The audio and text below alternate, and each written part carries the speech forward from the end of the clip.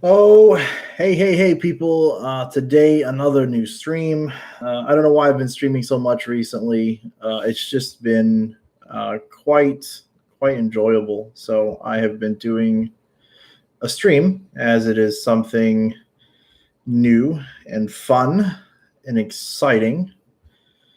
I'm going to wait a second here for some more people to come, and I'm going to talk about the subject of today. I'm also going to close a bunch of stuff on my computer, which should have been done before the stream. But we do this stuff live, right? So that's just how it works. Not everything can be as planned as we would like for it to be. So I want to start talking about some of the patrons. Let's see, Samir, $260, Lee, $50, Michael, $50, Dr. Death, $50, and Trevor, $20.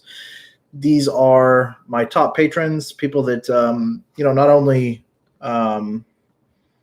donate a little bit of money, but quite a bit of money, and support the channel really hard. Of course, there's Dave, Alex, Haley, Beef, Pat, Nicholas, Larry, Charles, Romy, Craig, Matthew, Mino, Steve, Grant, and Mike. Even more people. Thanks always, everyone, for the support. Thanks, everyone. And thumbs up are so important on YouTube nowadays. And so I thank everyone that just comes and watches. Every single time I do a live stream or a video, it shocks me that anyone would come and actually watch me, right? So, again, I do appreciate it. With that being said, I guess we will start with today's topic, and that is going to be the viruses, in China. Why do they keep happening, right? What's going on? How come it seems like so often these viruses come from China, and why are they out of control and things like that?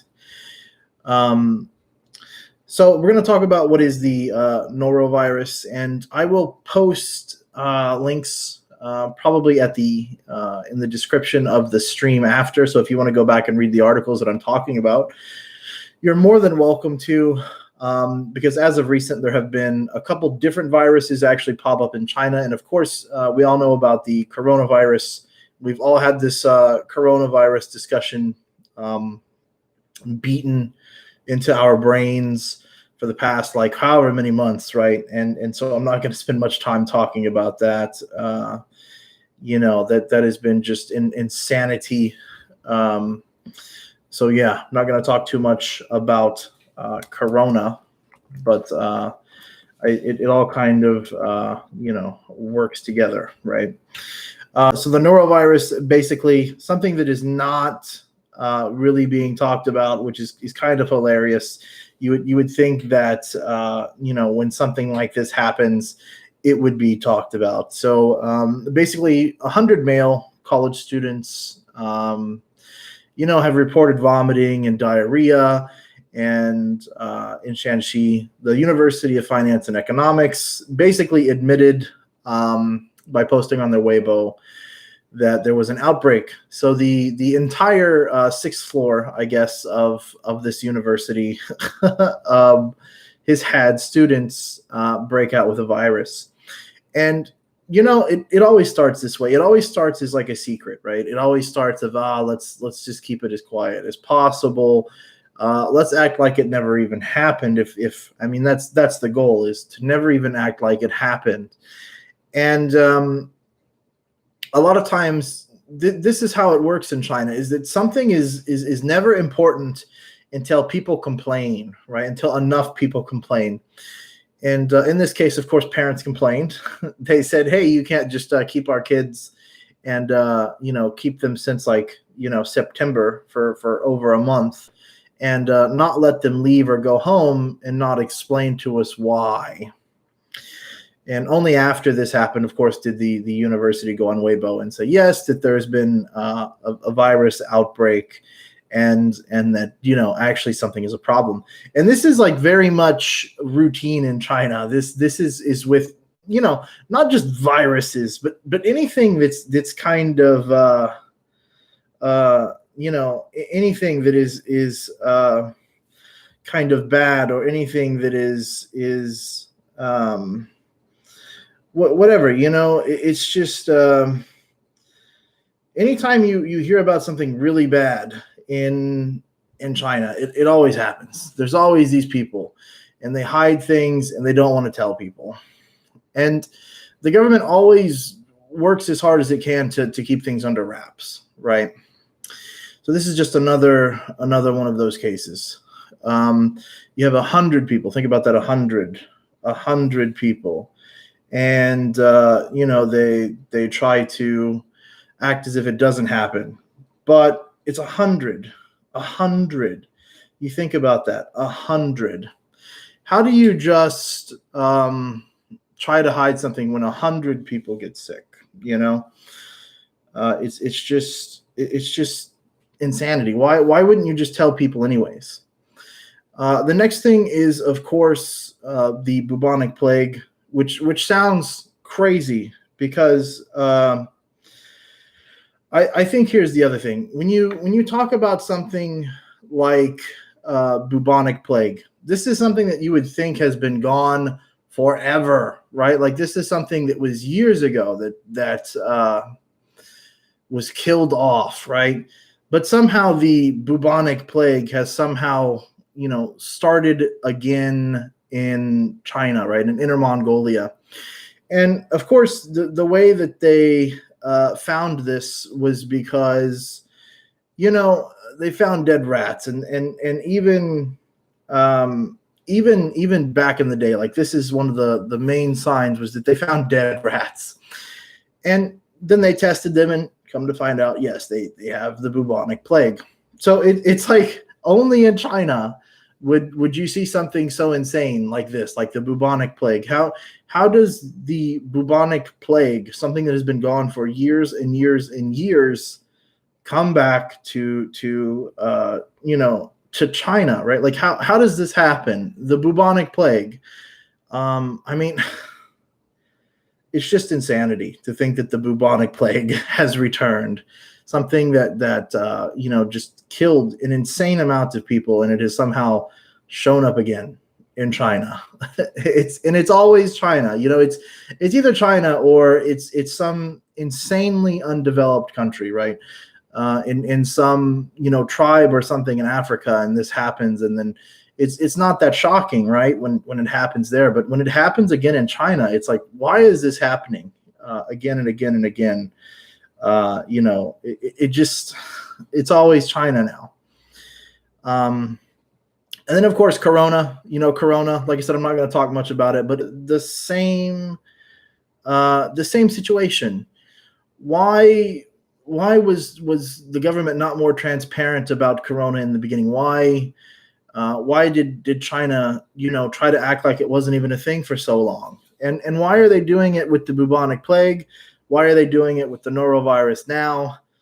Why not just be open about it? Why not just tell people about it, right? And try to work as hard, as much as possible, right? To prevent it, to stop the spreading of this, and that would be the moral thing to do over a government worrying about its self-preservation. But this is something that we constantly see in China is the government focusing on stability and self-preservation as opposed to perhaps what is better, for the world, or what's better for its own people. So one of the questions is why does this continue to happen? And let me read some comments real quick here before I start talking about why. Because last stream I didn't check comments until the very end, and then it took me like an hour to catch up. Let's see. Seth says, "Hey, love your channel. I'm surprised it isn't more popular." Yeah, it's really hard. It's a lot of work. It's really hard to grow channels on YouTube now. Everybody wants to do it. Everybody's doing it, so it's really hard, man. Carl Ja, yes, I do know about who this person is. Yeah, that would be interesting. To debate them, to talk about them. That would be awesome. A shitty Wu Mao propagandist. Yeah, right. Let's see. Oh, a troll, wonderful. And see, this is why like I've created moderators on my channel, because these people come along and they somehow think that like they're going to offend me by like creating accounts. I don't care. You guys give me attention. My last month was my second most profitable month on my channel, because of these people basically going around and talking about me and my channel and things like that. So I want to say thank you. Thank you so much for making my second most profitable month ever.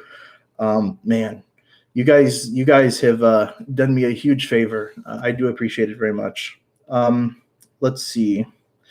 The company I work for in China messaged me today asking if I want to go back. Apparently, they're asking people to quarantine for 4 weeks now. Wow, 4 weeks. That's quite a. A lot of people have asked me if I want to go back to China. I'm like, I do, but I won't. But even if I was going to quarantine again, oh, I don't know if I would want to do that. You know, I quarantined in China before I left China for a good at least 30 days. And it was long. It was long. So I wouldn't want to go through that again, probably. If I did return to China, I would definitely wait until the quarantine thing is over and done with. But there's so much more interesting places and things that I want to go that are also quarantining people. So hopefully soon I can get out to some other places. Let's see. I have a lot of nostalgia for the plagues of the past, so I love the CCP keep bringing. Yeah, I mean it's insanity, right? I don't know how China keeps bringing back the plague. Like, how do you bring back the bubonic plague in your country? How does that happen? Mr. Arbai Wu, I'm off to bed. Yeah, good night, man. Have a good sleepy sleep. Yeah. Taiwan is number one. Okay. Okay, so I'm going to go ahead and talk about, the reasons as to why these things continue to pop up in China.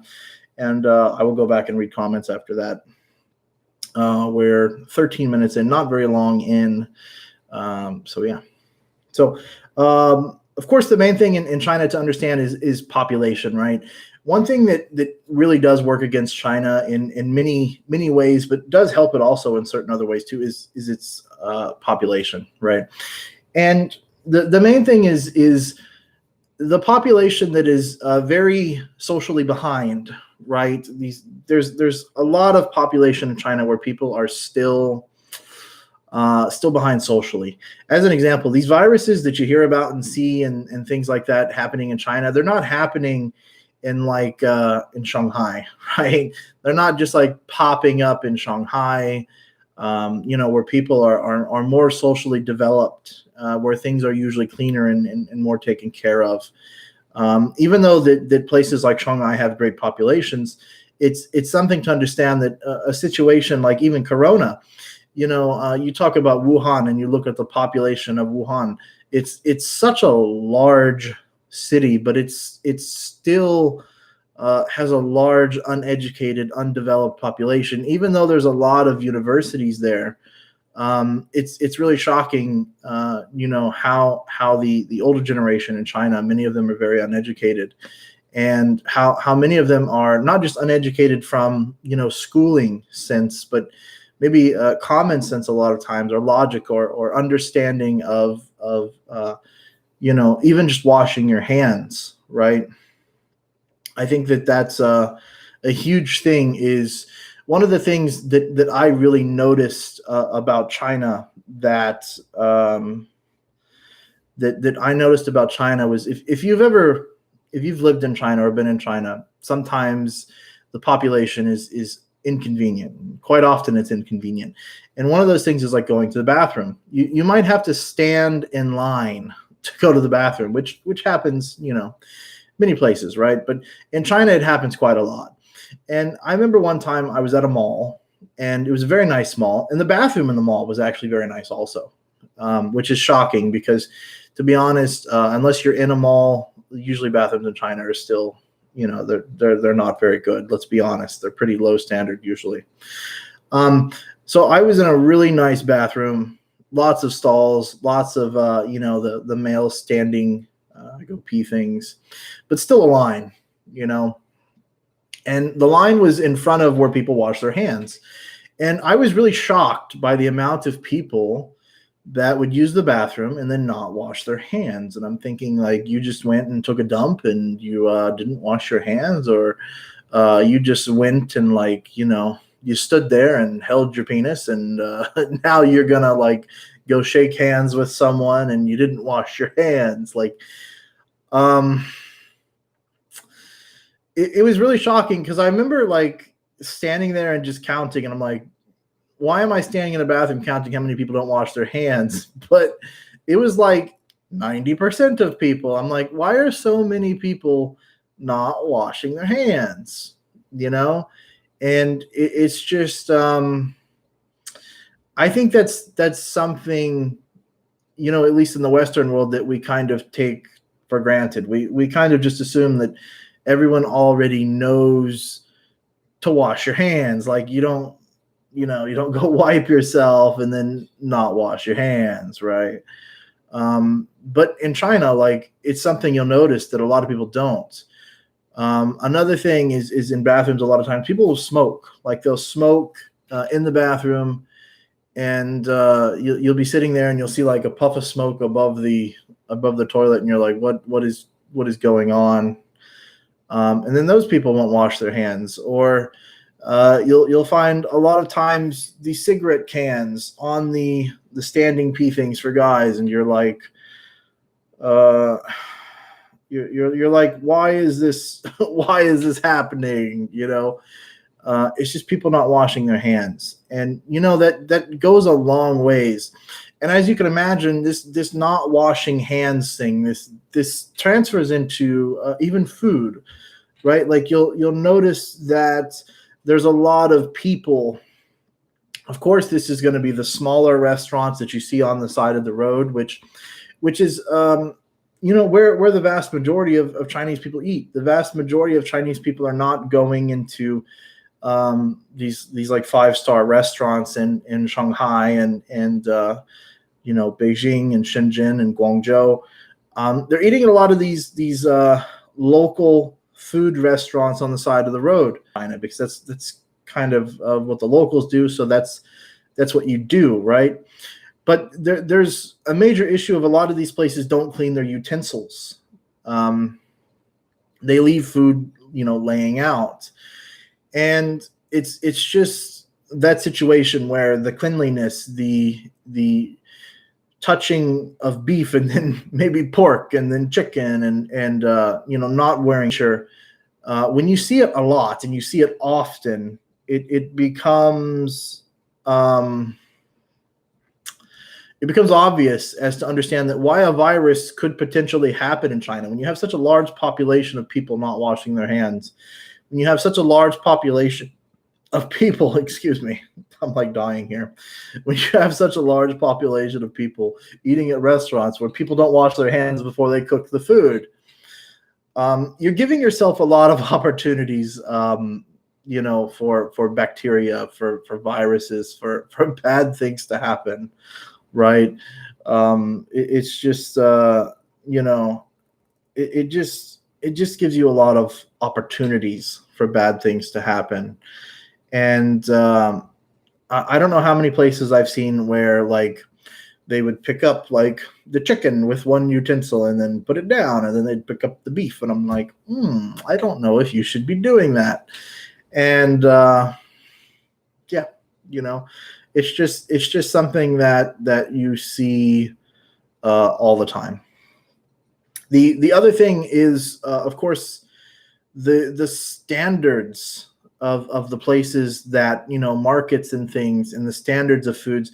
As an example, again, not to talk about coronavirus very much, but if you've seen the videos and the pictures of the Wuhan market, that the claims of where the virus actually came from, it sort of makes sense, actually. You look at it, and it's kind of like people buy food from there. It's really shocking, because as a Westerner, if you've seen how dirty a place like that was, you would immediately be like, hell no, I ain't buying anything from there. I wouldn't buy bubble gum from there, right? But you have to understand that that's what the majority of elderly Chinese people do. That's the majority of where elderly Chinese people purchase their food. Elderly people in China, they get up very early. And this, of course, is a lot of the elderly women get up very early. And before they drive you nuts with their loud music and dancing, they go to the market. They go to these wet markets and food markets and all these things. And they collect food for the day. And, the markets a lot of times that they go to are not the cleanest of all places, actually. And you look at how dirty the places are, and the cleanliness of the areas, and the utensils that they're using, and just, are they wearing gloves or anything? And it's always no, right? And the utensils are never cleaned in between doing certain things. So it's just when you, again, consider the system, you have people that are using restrooms that are not washing their hands. You have people that are buying food at wet markets that are preparing food for people to be cooked, and it's not very clean, and all of these things added up together. And it makes sense, it's just common sense, to be honest. It just makes sense. And one of the other things is of course these like exotic foods. There's this weird thing about Chinese medicine, and the more exotic, the more wanted that it is, and it's just that situation of, there's certain animals that you probably shouldn't eat. And even in America, in certain places, they're so bad about this stuff. It's like eating possum, right? Like, sure, people do it. But it's less likely to cause an issue here, because there's less issues in population in general here. So even when they do eat those types of things here, it's less likely to cause an issue, but it's still really weird. I'm not going to eat some possum. But a lot of the things that you see in China are even worse than something like possum or whatever, right? Some of the animals are really exotic. Some of the animals are really gamey, and they're just animals that you probably shouldn't be eating, right? They're just quite dirty animals, and it's even like pigeon. In the West, we actually associate like even pigeon with being a dirty animal that you shouldn't eat. And in China, it's kind of like it's something that a lot of people do enjoy eating. And when you get something that's so exotic that you probably shouldn't be eating, or an animal that eats other disgusting animals or other disgusting things, it's just not good, right? Especially when you have issues with markets and cleanliness to begin with. And again, all of these things together, it's not necessarily just one single action that causes these problems to happen so much. It's like mathematically, right? The population times the issues times the opportunity that it takes for a virus to actually outbreak, right? And somehow statistically, China continues to have this issue, have everything happen again and again and again. And there's really, the other thing to understand is that it's not the fault of Chinese people. And you're probably thinking, well, Chinese people are doing these things, they're causing these things, but it's not their fault. And the reason that it's not their fault is because in China, the government is essentially over everything, right? I seen this post on Twitter, and someone said, how come in America when a person does something bad, that person is picked out as an individual, but in China when someone does something bad, it's always made to blanket statement against the whole country. And the thing to understand is that there are certain things that you really have to depend on government and agencies and things to do. And one of them is definitely, like in America, we have the FDA, the Food and Drug Administration, right? And you have these public safety type measures and public service announcements, right? As an example, like cigarettes in China. At least in America, when you buy cigarettes, which I don't, but when you buy cigarettes, this thing happens where it says that you could get cancer, right? I'm sure it's the same in probably Canada and Australia. I think that the government probably makes it aware that smoking is harmful, right? In China, this really lacks. You don't see this in bathrooms. You don't see things in bathrooms that say, "Hey, wash your hands." You don't see things, even in bathrooms, you don't see toilet paper usually. So it's like you have to bring your own toilet paper. There's just so many things that the government should be working on and helping people with in China that it doesn't, right? And as an example, we know this because when you look at Hong Kong, and Hong Kong is like you go over the border, you take a bus, you take a train, whatever you do, right? However you get there, you walk across.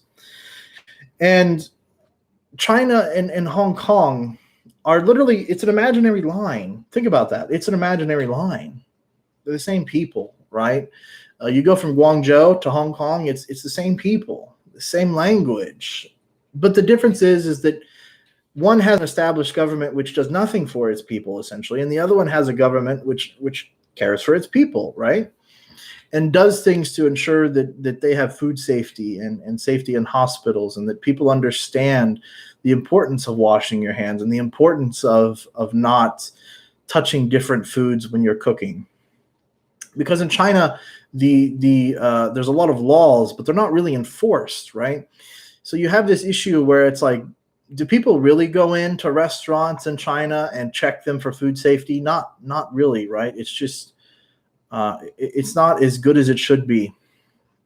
You don't see people at like when you go to China and you go into a KFC and you just see people leaving their trays there at the KFC, at the McDonald's or whatever, and not putting their trays away. Why is that? Well, because they made the mistake, right? KFC made the mistake of in America, as an example, you don't really have to do that anymore. People already understand. People just do automatically. Well, China didn't have that, right? So when KFC in China didn't put those signs up and tell people to, when they didn't put those signs, then sure, people didn't know any better, right? So it's something that the government doesn't do that they should do, right? They should work harder to make sure that people work harder on washing their hands and being clean and things like that in all situations.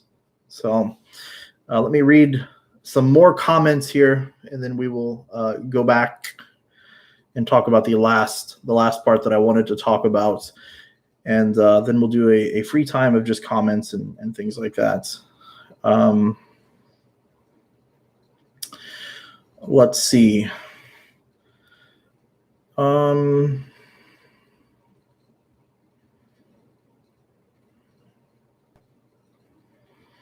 Long hail the drunken old sexpat and his boy-looking wifey. That's not very friendly, Mr. Sneller.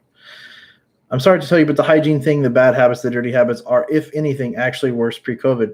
I've actually heard that from people where they were saying that that you would think that there would be pre-COVID, there would be a huge change, that the government would really push for there to be a change to prevent these things. And from what I've heard, no, it hasn't changed at all. It was very short term and forgotten about, and people are very much like, well, we've beaten the COVID, so they haven't haven't really changed anything. So of course, if that is true, which I'm sure it is, then it will happen again.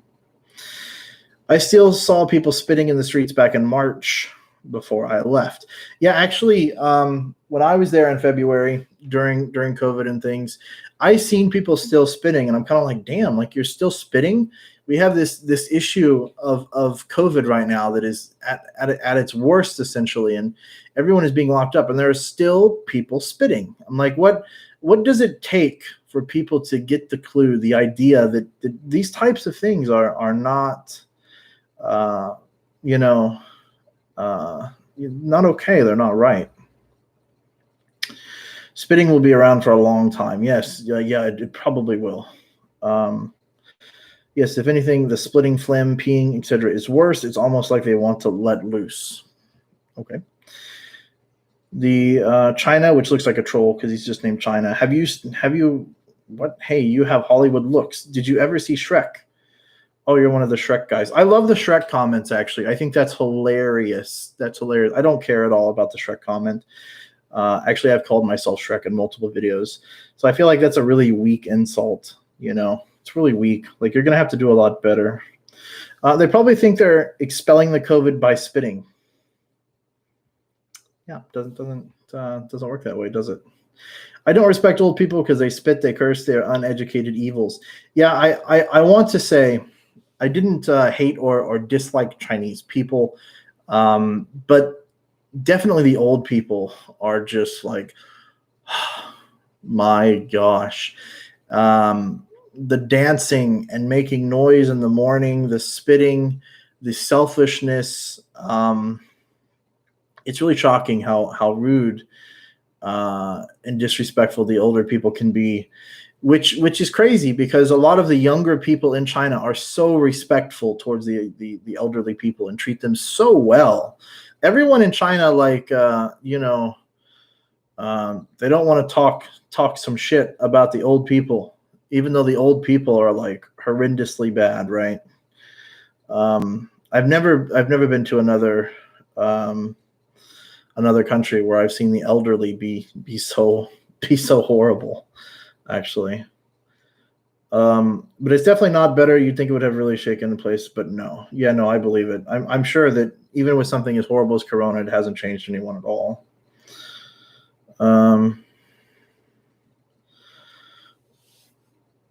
Yes, Haley, I agree. I think China will be a lot better once the older people, the cultural revolutionary based people die off. That sounds horrible, but these people have really held China back in a lot of ways. They've really held China back. It's just shocking. It's something that if you've never been to China before and you go there for the very first time, it's very shocking. Let's see. Do they eat vultures? That's horrible. Do they eat vultures?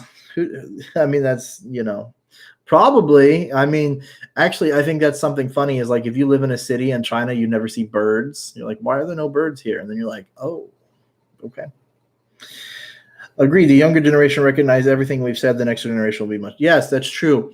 I want to say that a lot of the younger generation, there are some of those younger generation people that are still, because the older generation watches the younger generation in China like quite often. So you still have some of those in the younger generation that are like, but it's not nearly as bad. So I think in that situation, socially, yes, the way that people treat each other and act and do things in China, the people will improve over time. It does take time, of course. It took time in Hong Kong, right, for people to improve, and it will happen in China, I believe, unless something horrible happens, and which is possible, I suppose. But let's see. I'd like to be alone with the bat for a while. Yeah. And their cigarettes taste like they're smoking pubes. What the hell? I'm not a smoker. I've never been a smoker. Well, I don't want to say that I never smoked pot. I definitely smoked some marijuana in my life. I've done that, admittedly. But as far as cigarettes go, no. I tried cigarettes once. I hated it. It was horrible. I've never tried cigarettes in China, but I've seen them before. You know, it's kind of a tradition to buy in China your uncle, I guess you would say, or some family members cigarettes. One of the things that we did was we had purchased cigarettes and imported them into China for family members and gave them to them, and it was kind of like giving gold to them. I'm like, damn, they're just cigarettes. Like, they're gonna kill you. Why are you so excited? But yeah. Thomas in London. I knew a guy that caught wild pigeons in London. He owned a pie factory. Not recommended. Not recommended. Not sure I would. I have no interest in eating pigeon. Admittedly, I've tried a lot of things in China that I didn't like much in America, and when I went to China, I thought it was pretty good. Two of them, one of them not being so dramatic, is lamb. Lamb in China is great. It really is. Lamb in China was like, I was on a lamb like feast the whole time I lived in China, just eating lamb. I don't know why. Lamb in China was better than, you know, lamb here in America. The other thing was frog. There was a Vietnamese restaurant that I really liked in China, and I had frog there a few times. Maybe frog is not so crazy. Maybe it is. But no, it was really good. Really good. They blanket statement themselves as a way to avoid being responsible for their own actions. That is true. Blanket statements are a way of defense, but then when you use a blanket statement against them, it's like, why are you using this? You know, and you know, it's just really unfortunate that in China, the culture and society has really done this thing where it's taught people that instead of admitting a mistake or admitting that you did something wrong, that you should just deflect, or that you should just deny at all costs. When instead of just being like, you know what, yeah, that, you know, whatever, right? The main deflection that I see all the time is you could be like, well, Chinese people eat pigeon, and then they would be like, well, Americans eat crocodile, and I'm like, what does that have to do with China eating pigeon? You know, like your deflection, your change of country and trying to point out another country's fault doesn't change the fault of your own, right? And it's just so common that you see in China. They never, for whatever reason, it's just embedded into the culture to not admit, you know, these types of things. Sorry for this shameless plug, Prime. I run the page on Facebook called Taiwan Freedom. Please follow for more info. No, it's okay. I don't mind. Actually, I very much support Taiwan and its freedom, and if Taiwanese people want independence, then I support that too. You know, Taiwan is a very special place, and I have many friends from Taiwan, and they all seem like wonderful people. And you know, I hope to visit them again sometime. So, no, it's okay. Even on my Twitter, you know, I have some like Milk Tea Alliance, and a lot of those people are from Taiwan and things too. So, but I think once you find a place that has good lamb, I agree, it's awesome. Which no doubt you find. Yes, lamb in China was like, I don't know what it was with lamb, but in America I was like, oh, it's okay. And then I went to China, I was like, this is pretty good. Especially lamb, you know, like the Muslim places in China that do lamb. Yeah, they know how to cook. They know what they're doing. So yeah, this is a pathological issue. In China, there is no other thing to deny. Whataboutism? They say whatever ism. You said to blame, then you blame you. Yeah, it's strange. It's like you point the finger and then they just point it back, and you're like, yeah. So you're not going to actually identify any of my accusations. You're not going to debate it at all. You're just going to point out something else. You know, lamb In UK is amazingly low cost. Whole shoulder is only 40 kwai. Really? Wow, that's insane. Maybe I should go to the UK. I don't know. Why can Lee Barrett post his lies on YouTube? Um, hmm. Well, I will say this. I talk to Barrett once in a while, not often. I think here's the thing. It's very much difference of opinion. There's some people within the YouTube community that are purposely making up lies in an effort to gain attention from a certain audience. And then there are people that are quite naive, and then there are people that are just misinformed. And many times the people that have a different opinion are just misinformed or quite naive. And I don't mean that as an attack on their intelligence. I just think that Barrett is wrong on a lot of these things. I don't think that Barrett is one of these people that are intentionally putting out propaganda and things like this to be wrong on purpose, but not care and do it for money. I think it's just a little uninformed, a little naive. Someone like Nathan Rich, on the other hand, completely not naive, completely not misinformed, just completely doing it for money, for views, and is very understanding in what they can say. Nathan Rich very much understands what he can say to rile up the nationalists to get the views, and that's actually a very good skill to have, right? It's not easy to know how to get an entire audience going and to support you so unconditionally.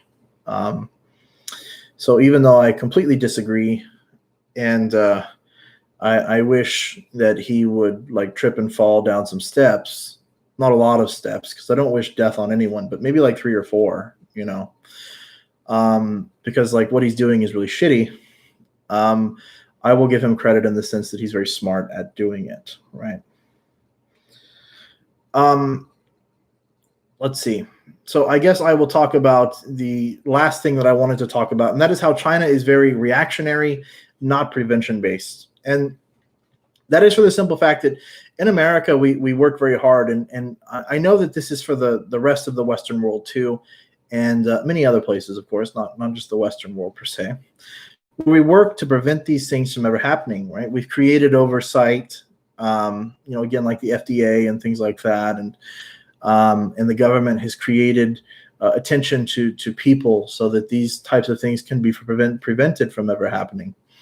And see, that's one of the things that a lot of people in China are really trying to push now, especially the China shills. They always say, well, and not, I guess not just them, even a lot of Americans, to be fair, have said that Trump has done a very poor job, right, and that they could have done more. And I'm not going to debate that, really. I don't really care to. But the thing is it should have been prevented from the very beginning from ever coming to America. If there had been prevention in place in China way before it ever went this far, then it would have never went this far. And we know that this is true. And the reason that we know this is true is because it didn't just come to America. It went to the UK, it went to Brazil, it went to, Canada. It's been to many countries, right? The idea that you could prevent it from ever coming into your country from the very beginning is only possible if you stop outbound flights, right? So it's very much based upon prevention in that case. That's the reason that we focus on food standards in America and having a list of, like, when something does happen, like salmonella does happen in America, they can trace it back, right? It's very easy to trace back where this stuff came from and to stop it. And they put these precautions in place because it's a preventative measure. It helps prevent it spreading, right? Whereas if in China, they don't have a lot of these measures in place. They don't really have this thing where they've worked from the beginning to help ensure that these things don't happen. The little things do matter. They do matter a lot. Having a population that washes their hands. One of the things in America is having a population that gets vaccinated for certain things. I very much worry in America about once even a coronavirus vaccination comes, if people will get it. And I know that that's a completely different discussion all in itself, but prevention from the very beginning is very important. And so you can try to blame as many people as you want, but in the end, the root of the problem has been China's failure to prevent these things from happening again and again and again and again. And that is why they will continue to happen again and again and again. And one of the things is that you see people even in this chat here that are saying, hey, I just recently, not too terribly long ago, left China, and apparently it's not gotten any better. People haven't changed, right? The government hasn't changed and hasn't worked towards that because it's not working towards prevention, right? And until, of course, the government works towards preventing these things, which cost money, prevention costs money, and that's the reason they don't do it, is because they don't want to spend the money to worry about prevention, right? To worry about offering the highest quality of food or the highest quality of workmanship or anything like that, right? Because they're not focused on prevention.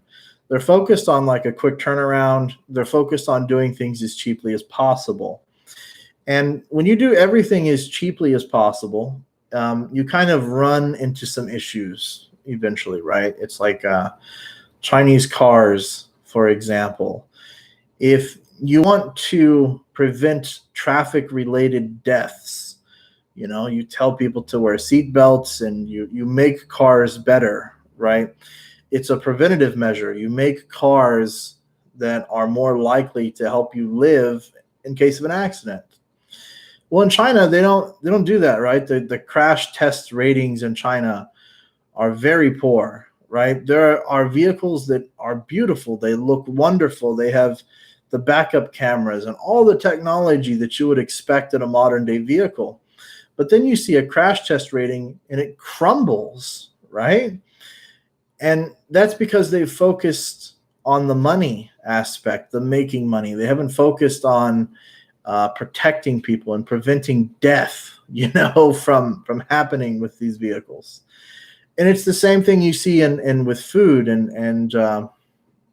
in hospitals and things in China. The amount of focus on prevention is not nearly as top as either A, profits, or B, saving money, right? So I really hope in the future that China will stop just being so reactionary about everything and pointing fingers and denying, and will be more about prevention, pretty much like the rest of the world is. The rest of the world is pretty much about prevention. So, yeah. Let's read some more comments here. I've been streaming for about 50 minutes. Again, I want to thank everyone for coming. And, if you guys can give me some thumbs up on this video, I would appreciate it. We're at 14. We can do a little better. Can we at least get it to 20? I mean, geez, guys. Let's see. Chinaville checking in. Hey, Chinaville, you are always here. I'm so surprised, man. You're another one of these followers that I can always count on you, Let's see. Let me scroll down a little more. Most societies want to blame others instead of taking responsibility for their own weaknesses. Yeah, that sucks, right? It sucks that there are these situations in China where instead of admitting that there's an issue and fixing it and preventing it from happening again, it's just like, let's deny, let's not act like it happened. And then when it happens again, let's just hide it and act like it didn't happen again. It sucks. That's not the way that things should be done. And again, I'm not saying that I'm perfect and that I prevent everything and that America prevents everything or any country, but China definitely doesn't work as hard as it could or should for those types of things. Uyghur guys, you need to all be over the place selling your young roll. Yeah, of course. They need to be selling this lamb barbecue food. It's just man, anytime you walk past a Muslim restaurant in China and you see that yang rou, like you should go in immediately. It's worth it. It's going to be worth it. Your Nathan videos is what brought me here. They are amazing. Yeah, I've made some Nathan Rich videos. I very much disagree with him. Again, I think he's smart in certain ways, but he's very purposely dishonest, especially with the things that he says about places like Hong Kong and Taiwan. I'm sorry, no group of people deserve to have an oppressive regime control them. People should be allowed to vote and to decide for themselves their rights and freedoms that they want. And to say that, like Nathan said, that Hong Kong people deserve to be controlled, and I'm like, wow, how can you even make such an accusation? And one of the things that I really dislike is that a lot of these people, Nathan included, continuously say that China owns Hong Kong, that China owns Taiwan. And I'm thinking, how do you own, a group of people? Maybe you can say that you own the land, but you don't own those people. They're not your property. They're not your slaves. Taiwanese people are not the slaves of China. Hong Kong people are not the slaves of China, right? And you can't be angry at people for wanting their own land, their own space, their own freedoms, right? That's not something that you should be telling people that they don't deserve, But China continuously does that all the time. So supporting the Chinese government is the same thing as supporting like modern day slavery practically, It's just insanity. Normatic Insights had an interesting video calling out Dumbrill and Nathan Rich. Yeah, I know him. I talk to him fairly often. He's a good guy, a new channel. Perhaps in the future, I will do a video with him and kind of help him to improve his channel. And, he can do a lot better, I think, and become more entertaining. And he's not a bad guy. He's not a bad guy. Thomas in London, Numbrill's disgusting fake person, snake-like and dishonest. He will use Chinese for anything he can. Right. That's another thing that I hate is I hate how there's a lot of people that seem to be faking that they care so much for Chinese people. And I'm going to say this, and it's going to piss a lot of people off, but I don't care. There's this weird thing in America where a certain political group says that they care an awful lot about people. We'll just say, I don't know, African Americans as an example. And they tell everyone that they care so much for these people, but their actions are in opposite of helpful, right? And they tell everyone that they're the group that cares so much, that they love these people so much, but they're not. They do very little for them to help them.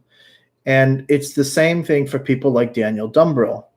Daniel Dumbrill says that he loves China, he loves Chinese people, yet he supports the oppression, the communist regime that holds people down, that stops them from having freedom of speech, freedom of religion, and all of these things, the freedom to vote, the freedom, just all these freedoms.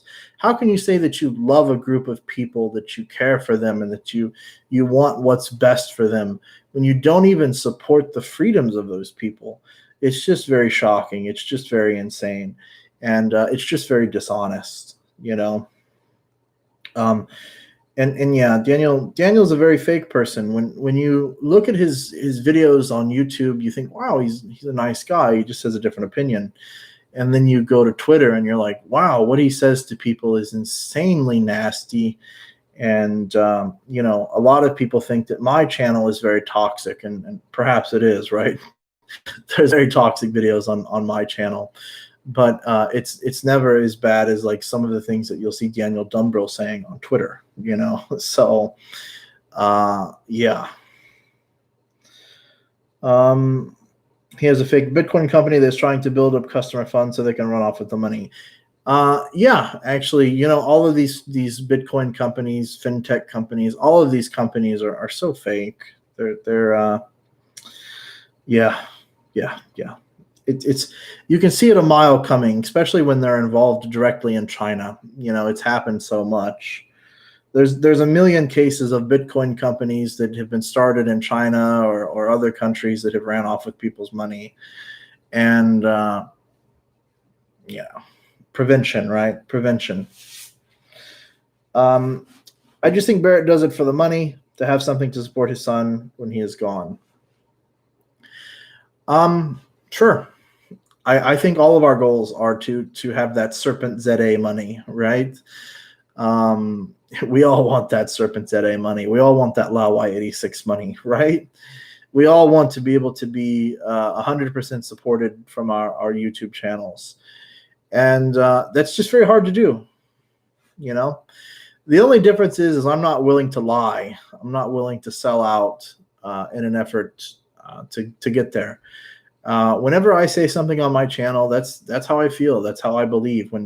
When I say to my viewers that I love you guys, thank you so much, you know, I mean that. I genuinely enjoy talking to you all. I enjoy reading your comments, and I appreciate all the people so much. And that's not just to butter you up, to honey you and glaze you. I really do like it. You know, I really enjoy it. I really do. And you know, nobody has to give me, if my patrons leave and I get no money, and my AdSense money dies tomorrow and I get no AdSense, I will still continue making videos. You know, would I like to make a shit ton of money off my YouTube? Sure, why not, right? But it's definitely not the reason that I make videos. You know, so. Have you heard about the automated Chinese pig farms? Yes, I have.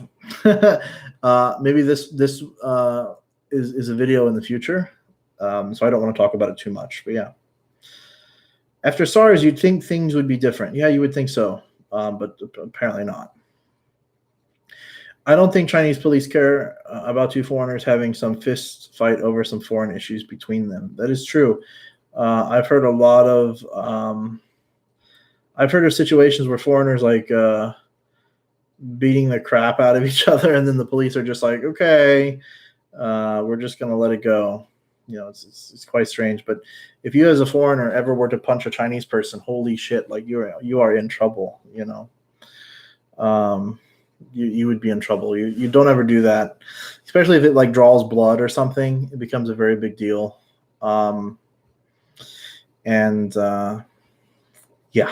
Yeah. My impression is that in China, you have 92 million CCP members who are rich, and the rest just don't know what rich is. Here's the thing: like in China, the CCP does this wonderful thing where they tell you that if you don't join their party and send them a little bit of money every month, that you're never going to grow up to be anything in your life. And the honest truth is that most of these CCP members, of course, are broke and poor, right? They have no money, and they're giving away this money to the CCP. It's like a union. That's what it is. It's a union, right? And they're giving this money away, and the union never does anything for them, right? That's the issue, is that the CCP wants you to believe that if you are a part of the CCP, you're going to be far more successful. But there's a difference between those 90 million CCP members, those 92 million, and then the head honchos of the CCP that actually have like the ability to change things within the country. Now, those are the people that are making all the money. You know, these you know, millions of Chinese people that are just donating their money, they're not getting rich. You know, Realistic60 won't be making the big insider Guanxi calls and favors he fantasizes. Yeah, you know, it's just if you know, if you're a LaoY, you don't have any Guanxi. I'm sorry. There's no Guanxi. You don't have it. You know, you're Lawai, you're Byron, you're a white person, you whatever, right? You're not Chinese. You don't have any Guanxi. And I think that's the thing, is they think that if they say nice things about China, then they have some Guanxi. And you don't. You don't have any relationship. You're not considered family. You have nothing. You're just being used as a tool, right? You're literally being used. That's what it is. You're a tool. And again, you're just a tool. They don't care about you. They really don't care about you. In China, if you're not Chinese, you're just not a part of the cool kids club. That's just the way that society is set up in China. Again, if you're not Chinese, you're not a part of the club. So you don't have Guanxi. That's all there is to it.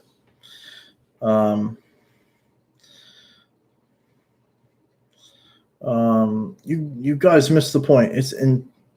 It's intentionally dirty in China. Ever wonder why there's open sewer water? Yeah, exactly, right?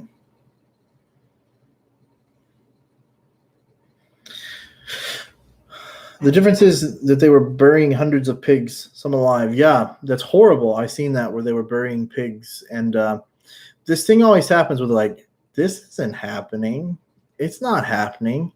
Coronavirus in China isn't bad. It's like, really, why are there like 300 body bags outside of the hospital? That's how it was for me in Guangzhou. I literally, with my own eyes, seen body bags outside of the hospital in Guangzhou. And it was that moment that I was like, something is happening. Some shit is going on here. Something serious is happening. And then I seen, DT, Mr. Donald Trump, on the television, and I was like, oh, shit. And he was telling Americans to come home. I was like, damn. I was like, maybe I should go home. So that's what I did. I booked a flight, and it got canceled. Booked a second flight, it got canceled. My third flight, I went to the airport, and I'm like, are we actually going? Are we actually leaving? And then they pretty much told us, they said, get on the airplane now. We're leaving as soon as possible because it could be canceled at any time. So I did. I ran my fat butt onto the airplane, and left as soon as I could. It has been good watching, Mike. Yeah, Mike, thank you for watching. I know my accent is horrible. I can't do accents. I'm sorry. I have a friend, his name is Wuhan Lawai, and he always says geezer. He's like, oh, you geezer. I always try to use the geezer accent that he uses. I can't do it as good as him, though. Let's see. Only 4 Wu Mao shills in here today. I don't care. I don't care about the thumbs down. I think it's funny. Like the more truth you tell in a video is the more thumbs down you will get from the Chinese nationalists. It's like when I go and make a video about Nathan Rich and I take a dump on him. Like, man, I will tell you guys the honest truth. For a long time, when I lived in China, I tried to be as positive as possible. All this stuff was bad happening, and I tried to be as positive as possible. And then one day I was like, F it. And I just put out a video talking about like Nathan Rich. I lost like 300 subs in like 3 days. I've lost like 800 subs in total, probably from that one video. Last time I checked, it was over 700. So by now it's probably, you know what I mean? The amount of people that unsubbed from my channel just because I talked about Nathan Rich was like horrendously hilarious, right? And it just goes to show that like these shills, these Wu Maos, these people, they follow your channel, and then as soon as you say something they don't like, they're fair weather friends. Like they just skip out, they leave. And I think it's hilarious when they give your videos thumbs down, because it's like, I'm hurting you. I'm like, yes, I'm winning. I like it. I don't care. The CCP has never had control over Taiwan. Yeah, no, that's true. They've never had control over Taiwan, but they would definitely like to change that, wouldn't they? One of them was Guelo 60, lower than a Wu Mao. Yeah, I think, yeah, I'll agree with you there. It's a slavery mentality to think they own people. Yes, it's very much a slavery mentality. That's what communism is when a group of people that call themselves a government and they call themselves a communist government think that they own all the property in a country. They think that they own all the businesses in a country. They think that they own all the money and they own all the people. It's a control thing. It's a control mentality, you know. Yeah, Democrats think giving people free stuff helps someone. Democrats? I never said Democrats. I didn't say that. What what makes you think I'm saying Democrats? Yeah, maybe Democrats. We all know what you mean. Hashtag Democrats. Hit piece. Guerrilla60 and Dumbrill the same. They're using Chinese people but don't give a damn about them outside of the selfish use. Exactly. You guys are so smart. You guys are like on top of things. Let's see. Dumbrill is so interesting in how simultaneously chill and intelligent and hence oddly creepy he is. So Daniel Dumbrill, he does chill. I don't think he's super intelligent. I think he's fairly intelligent, though. I'm not going to say he's dumb. I think he's smart enough to do some things that are convincing of people. But I also think he has a very dark side, you know, that he tries to prevent from coming out all the time. But he does this thing where he goes a lot of places. He'll go to factories and stuff, and that's what pro-China YouTubers should be doing. They should be going to factories. They should be going to places and showing things. So he does, you know, he's very smart in that way. But his political viewpoints are very naive and very short-sighted. So, yeah, yep. That's how I feel. I'm so happy I found your channel. You are real in your vids. Yes, very real, very real. That's the thing. I'm not faking it for the audience. I'm not faking anything for anyone. All my opinions are from me, and you know, I hope you guys agree most of the time. And if you disagree, that's okay. You can disagree. You know, that's fine. Let's see. Did you ever wear what? A Superman T-shirt? I think I saw you in Shenzhen about 14. Holy shit, 14 years ago. You seen someone wearing a Superman shirt? Are you trolling, bro? Are you trolling? A white person never hits rock bottom in China, though. It's not like they can treat blacks. Wow. Yeah. I'll be honest. Black people, African Americans in China are treated pretty low. Let's be honest here. White people, unfortunately, are treated better in China than black people. There's a lot of truth in that. There's a lot of truth, admittedly so, which is very unfortunate. I had, and I've told this story quite a few times. So I had an African American friend come to China, and he tried teaching English, and the amount of money that he was offered was significantly lower than what I knew of other people were making. And it's just very unfortunate, to be honest. But he says he knows some really big higher ups. You know, I think in China you have those opportunities. You know, when you're a foreigner in China, it's you kind of get like your special card. You're kind of special, right? You get to meet a lot of people that will talk to you, and perhaps they're fairly important and they'll talk to you. You know, where I lived, I knew a lot of people that worked at the embassy and things, and some fairly important people. And I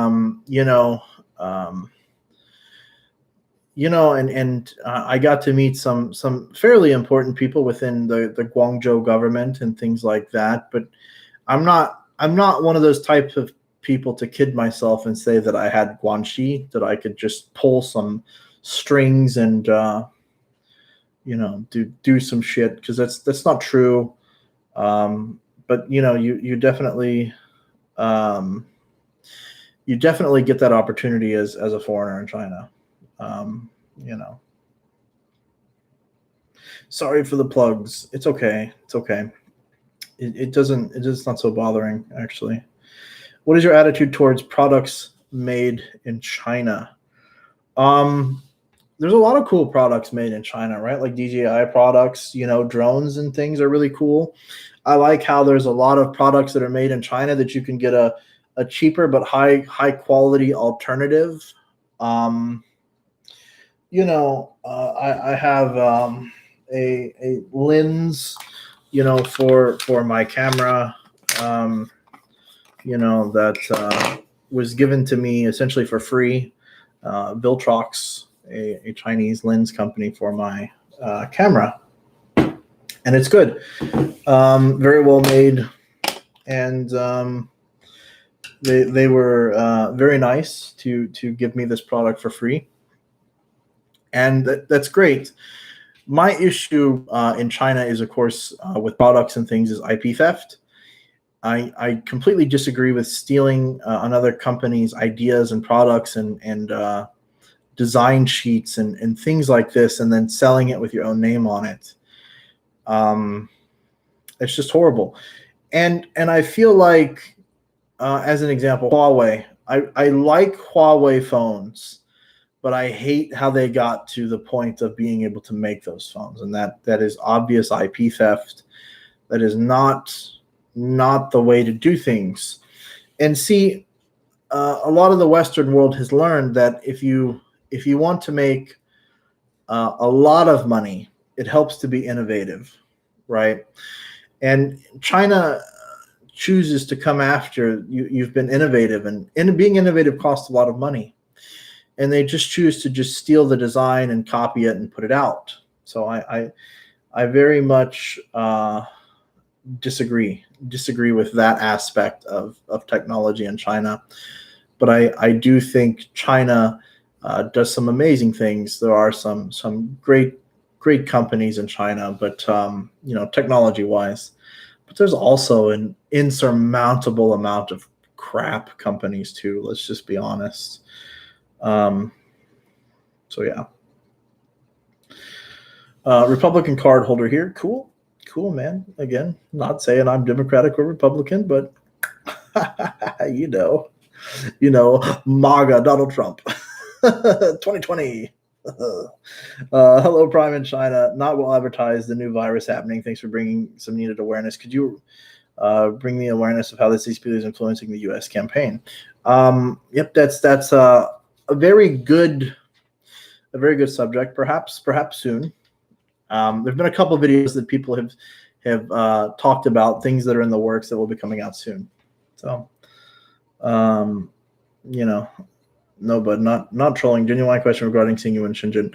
No. I wasn't in Shenzhen 14 years ago wearing anything Superman, unfortunately. CCP was financing riots in USA. I'm sure. I wouldn't be surprised at all. That was actually how we found out about like Guelo 60 getting help from Chinese government, was because a pro CCP radio station in America actually gave him a major shout out on their radio station. And that's actually the reason that Guelo 60's channel got a big push and became as popular as it is now, which is obvious because, let's not to be rude, but Guelo 60's quality of videos are very low. The editing is very low. The B-roll is very low. He often rants and is very drunk. So he's one of the lower quality YouTubers in the China community. But because he's had multiple pushes and he talks about certain subjects once in a while that they have decided to push, quite obviously, he has gotten a sizable amount of people. But his channel is as I scratch my nose here, I don't do cocaine, I promise. But I'm just kidding here. gets very few views now compared to his subscriber account, because Chinese nationalists are fair weather friends. They're not going to watch your videos long term, which is why now he gets maybe like 10, 15, 20,000 views per video, even though he has like 70,000 subs or something. Tried to tell him a long time ago about that. I'm still here in China. Many people are terrified of foreigners now, treat us like the plague. Even hotels that can accept foreigners are rejecting foreigners, and in the media. Yeah, of course. Racism is very openly accepted in China. Racism, nationalism is very openly accepted. It's very easy to be racist in China, and no one, IDGAF, right? I don't give a, they don't care. They don't care about you. If you're not Chinese, they don't care about you. If you're not ethnically Han, they don't care about you. If you know what I mean, you're on the shit list, so we say. The Western media, the Western world is quite ignorant of the reality of things here. Imagine if Western hotels rejected all Chinese, there'd be an international outcry. Yeah, that is very true. Man, wow, almost an hour and 20 minutes. Still catching up with comments. That's okay. I like comments. Yeah, no, the Western world is very ignorant of how things work in China, in a sense. Here's the thing. China thinks that the West only says bad things about them. The problem with that is that no country says only good things about any country. It's not like Sweden only says great things about Norway, right? Or that Norway only says good things about Germany. Like, that's retarded. No country does that. That's not an excuse, right? And the honest truth is that Westerners, or at least Americans, I'll speak for the vast majority of Americans. The vast majority of Americans don't give a shit about China. They don't care. It's this funny thing where, like, people in China think that, like, their country is very special and that the world cares. It's like, they don't care. Perhaps in our niche, we care, right? But whether you're from America or Canada or the UK or wherever you're from outside of China, it's very likely that the average person in your country doesn't care about China, doesn't care about China's food. They don't care about China's whatever, right? But they care about China politically. And the reason they care about China politically is because it's a threat to other nations, right? People always say, well, they only talk about China negatively. No, they're not. They're not talking about China negatively. They're talking about the CCP negatively. They're talking about the government negatively. How many videos on your local news channel have you seen where they're like, dumplings are horrible. Chinese dumplings are the worst food in the world. Or where they're like, Chinese people are horrible. You never hear that. It doesn't happen. They're not talking bad about Chinese culture or Chinese food or Chinese people or Chinese places or Chinese things. They're talking negatively about the Chinese government because they want to take your shit. They want to take your country. They want to take away your freedoms, right? So it's only normal that countries are going to point out those negatives, right? That doesn't mean that the world only says negative things. It means that they're simply not going to sit there and allow you to take them over. I escaped Venezuela because of people like Biden and her, like Biden. I don't know much about Venezuela. Biden. It really reminds me of the same speech there. Oh, okay. I see what you're saying. If U.S. falls, that's it. China will win. 100%, 1,000%. The world will be very different if China takes control, and it will not be positive. Please, can you, before I go, say your stance on Taiwan, or if you did, which you did, can you please state your stance on the U.S. election? If not, thank you so much anyway. Wow, American politics, this video.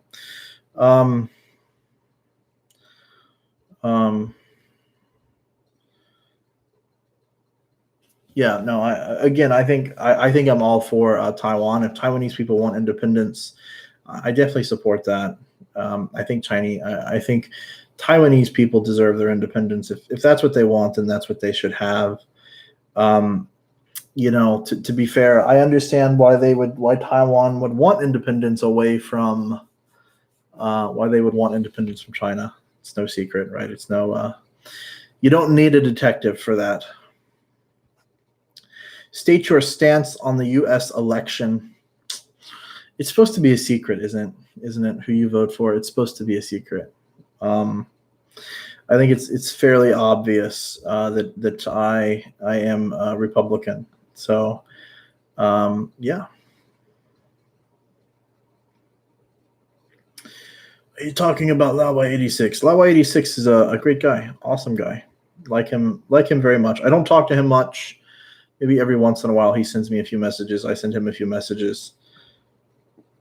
But awesome guy. He's a great guy. He really is. He's one of the more normal people in the community. Yeah. I think there are some Wu Maos here. Only CCP members use a platform banned in China to praise China. Hypocrisy level is over 9,000. Yeah. That's true. You're always being watched, right? On this platform, you're always being watched. There's always those people that are out there that are wanting to start some shite with you, to cause some problems, and to post some positive Chinese things, and I think that's okay. As strange as it sounds, I like Chinese people. I like Chinese food and Chinese things and Chinese technology and stuff like that. I don't support 100% of the actions of China, especially government, of course. But yeah, you know.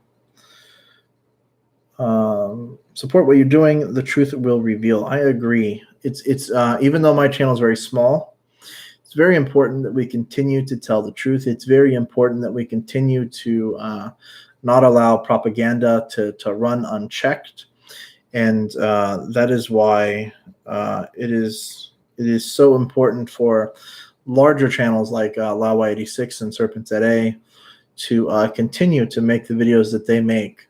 Because people like me and my channel, we don't have a large enough outlet to speak out against these types of things and fight against them. So, yeah. You should do a collab video with Randy Flagg. I talk to Randy once in a while. Randy's a cool guy, like Randy. I don't know if our styles would work together, and that's not a knock on Randy Flagg at all. It's definitely not. I definitely like Randy. I could be wrong. Maybe we could do something together. I just don't know what we would do together, I guess, is a better way of putting it. But perhaps, right? Randy's a great guy. He has an interesting perspective on China, a perspective that I could never have. Of course, he's an African American that lives in China with children and things. So he has a very interesting perspective that I would really like to talk to him about that on a stream, live or something like that, if he would be willing to, because I think it's very unfair the way that African Americans and African people in general, or darker complexioned people are treated. Of course, even white people are not treated fairly in China, but it's not as bad, honestly. So yeah. Do a collab with Serpenta and Lawa 86. I offer nothing to them. They're already made. It's like their channels are already large. They're already established. They don't need me. They don't. There's nothing I can do for them. They have no reason to make a video with me. Again, I talk to Winston Serpent ZA quite often. Awesome guy, very nice guy. Down to earth guy. I have an insurmountable amount of respect for him and his family, and but it's just I do nothing for them, right? There's no reason for them to throw me a bone like that. So China will never overtake the world. Communism always fails. It does. It just sucks. It's a really shitty system, and it's funny that people think that we should try it again. I'm like, China is not communist. That's a basic fact. No, it's very communist. China is communist. Because the communist government is in control of over the socialism, it's over control of the capitalism, it's over control of all the free market, it's over control of the people, it's over control of the land and the schools and the education. Communism in China is the numero uno. It may use socialism as a tool, or capitalism as a tool, or the people as a tool, or education as a tool, and it may use these things, but it's definitely a communist country. And as much as people want to tell you that China is not a communist country, I'm sorry, but it is. Recently, again, and I've talked about this multiple times, the Xi Jinping in China has said that they want to start having the government purchase private companies, back away from citizens and things like that. And this is insanity, to think that you're taking businesses away from people, right? Why are you not allowing these types of things? So I'm sorry. I have to disagree when you say China is not communist, because I've seen it too many times, right? Let's see. Honestly, I love everyone, but all lives matter. Also, I agree. BLM is a racist movement. I've been told multiple times not to get into politics, American politics, on my channel, and I choose not to. But I think everyone knows where I stand on that subject. But yeah.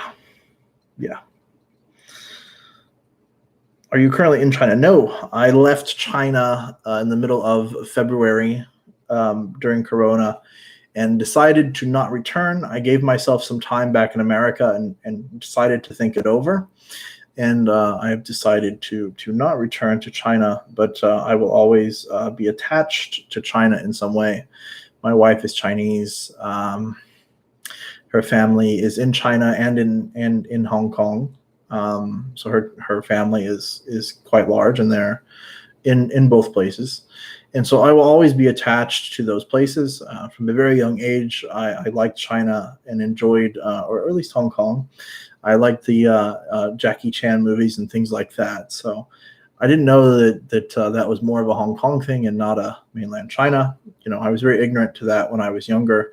And so yeah. So China China and Hong Kong in specific have always had a special place in my heart, a small spot. Japan is quite larger in my heart, but yeah, Hey, from the UK, Prime, your channel is growing nicely, and I've been with you pretty much from the start. We got to get you a collab with ADV. Are you getting algorithm hate on YouTube? So my channel grows very slowly. That's the truth. My videos are entertaining to a very small niche of people. The anti-shill videos are people very much support them, but it's not a niche that people know is important. I really struggle with making videos that attract a larger crowd, that will bring in the larger viewer base.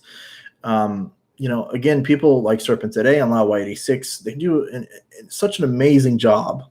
It's tackling much larger subjects that now that their channels have reached a certain size, they can get pushes from the algorithm to help them, right? Whereas if I made the exact same video as them, same title, same SEO, same analytically the same, and same amount of time and everything, it would just not do as well, right? So my channel will grow. It's just growing slowly, and that's fine for me. I like having a small but serious audience. I like how much my viewers engage, how much they comment, and things like that. And I would much rather have what I have now than have 5 times more of people that are inactive. So, yeah. I agree. U.S. politics, we are all overdosed on it. Feels nice to avoid it. Yes, I hear about American politics all day. Um, so I try to avoid it. I'm not afraid to admit where I stand politically. But yeah. Has the government changed its stance toward foreigners in the last 3 years? I assume you mean the Chinese government. When I very first went to China, it was kind of the in between period, which would be almost 7 years now ago, and then I left China, and then I came back to China for another 3.5 years straight. When I first went to China, being a foreigner, it was very much open and unregulated and free market seeming, and then it changed every single year a little bit more. And I took a break from China and left. And when I came back, I noticed that things were a little different, or at least continuing down that same path. And now it's quite worse. So I hope that answers the question. Amazingly, your wife has shown you the way, perhaps. What does that mean? Amazingly, your wife has shown you the way. I don't know. I'm sorry. When you have lived in China for years, you become a new category. We understand each other. Yes, that is true. The first year in China is always wonderful. And then once you learn the language and you start to understand the people and see things and see the truth, it takes time, I suppose. But yeah. Do you agree with Serpent Zeta on China killing the world? Yes, very, very much so. Serpent Zeta is 1,000% correct when you talk about how China is consuming and uncontrollably consuming a lot of things. And this is coming from a fat guy, right? When a fat guy tells you that a country is over-consuming, well, damn it, it's just true, because I know about over-consuming. And China is an extreme over-consumer. And, China takes it to the extreme. And one of the things that he mentioned was how, like, they'll take like these tiny little fish that you shouldn't be eating, and they'll take them anyways and eat them. And it's like, why are you not? Again, this comes back to the thing like I talked about very early in this stream now, about how the government doesn't have insight over the companies and things that it should, and it should be telling these people that you can't just eat the very tiny small fish, right? Because they're never going to be able to regrow and things. It's a failure of the Chinese government,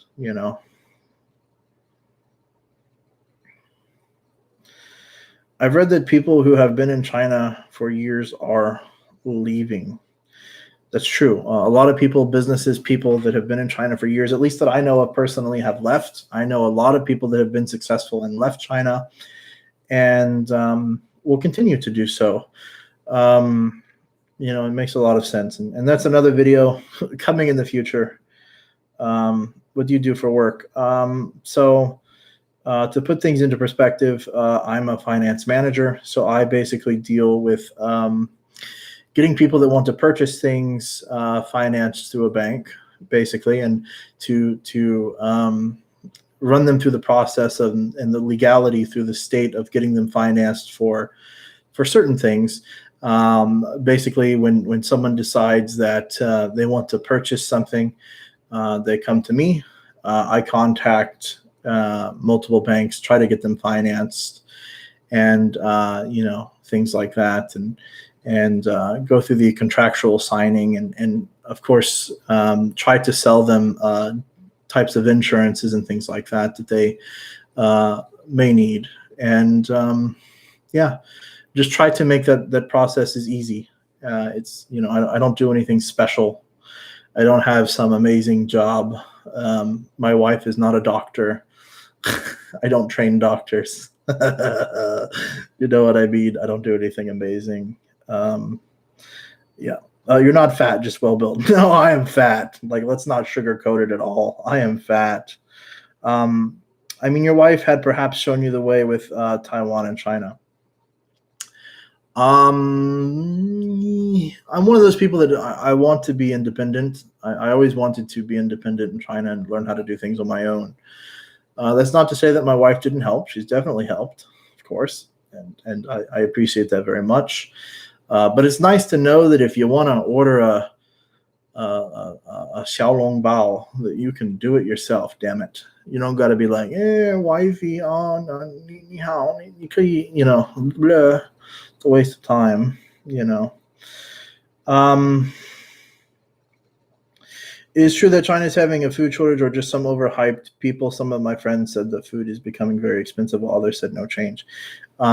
It for a fact has become more expensive, especially things like pork. Do I think that China is like on the edge and risk of like people starving to death like during the Mao Zedong days? No, I don't think that. But I think that there is a food shortage, mostly caused by natural disasters and things in China. So I do 100% believe that that is something that is real and happening. But again, no, I don't think that people are just going to start starving to death left and right. But I think it's something that China has to be very careful about. And I think the government is aware of that, because that's something major. If people start starving to death, the government's going to be held accountable, and they don't want that. Finance manager, that is amazing. Not really. I had better jobs in the past. Finance management is kind of like, it's kind of the bottom. It's kind of, as an example, like I've done accounts payable, accounts receivable. I've done payroll and office work and things like that with basic accounting. And once you learn, how to do sales and some basic accounting and how banking works and things like that, then it's very easy to do. It's nothing special.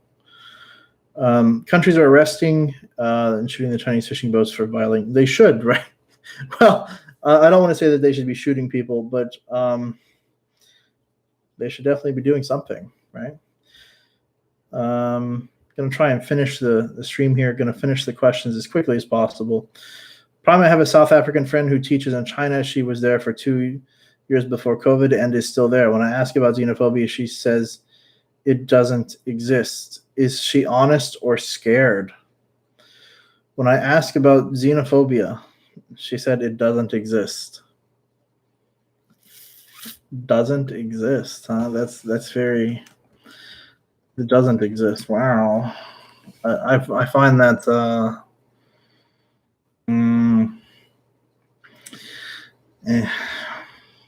that's a hard sell. Is all I'll say.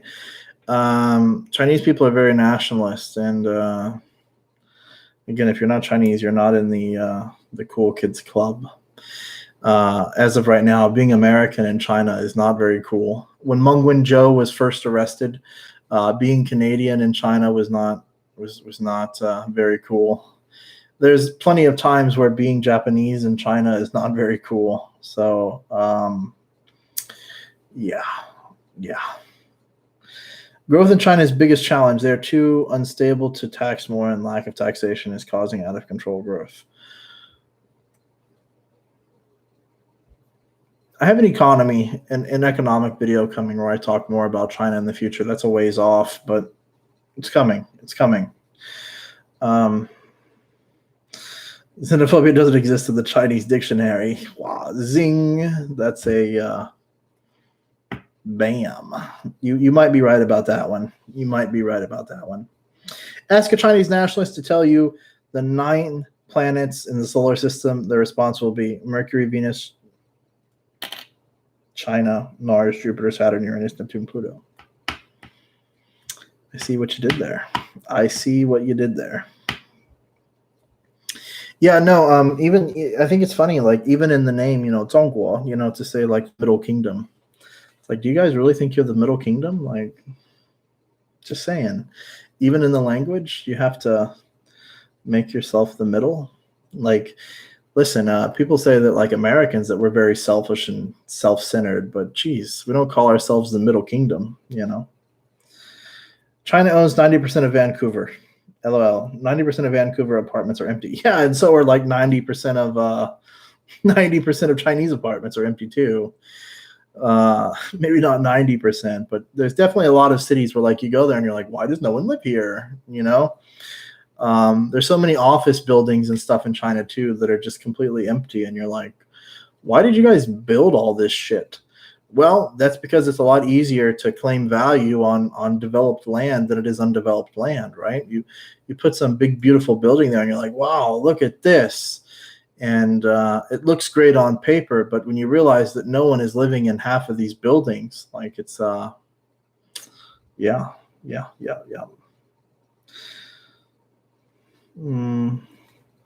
So I'm going to go ahead and pretty much end the stream here. Can we get one more thumbs up? We're at 29. 29. I want one more.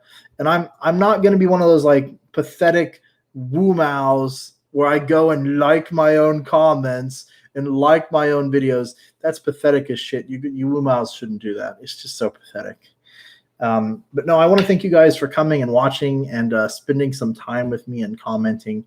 As I always say, I love you all. Thanks for watching. Like, comment, subscribe. Go check out some of my other videos and comment there. And hopefully soon there's going to be a video coming very soon. Perhaps I will put it out maybe tomorrow. I don't know. Maybe Tuesday or Wednesday. The next video will be called We Are All Jealous of China, because it's true. We're all jealous of China. And that will be my next video. So thanks for watching, guys, and have a good day.